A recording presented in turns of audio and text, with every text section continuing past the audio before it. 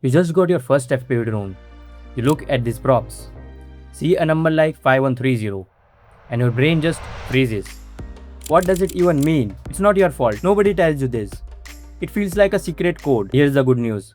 In the next 2 minutes, I'll give you one simple template, and after this, you will be able to look at any FPV prop number and instantly know exactly what it means. Every single prop number breaks down the same way. It's always the 4 digits. The first 2 digits are the diameter. That's how wide the prop is. Tip to tip. A 51 means 5.1 inches. Bigger number, bigger prop. The third and the 4th digit are the pitch. This is how far in inches the prop would move forward in one perfect spin. A 44 means 4.4 inches of travel per rotation. Higher pitch, more bite, more speed. So let's crack the code 5130. 51. That's 5.1 inch diameter. 30.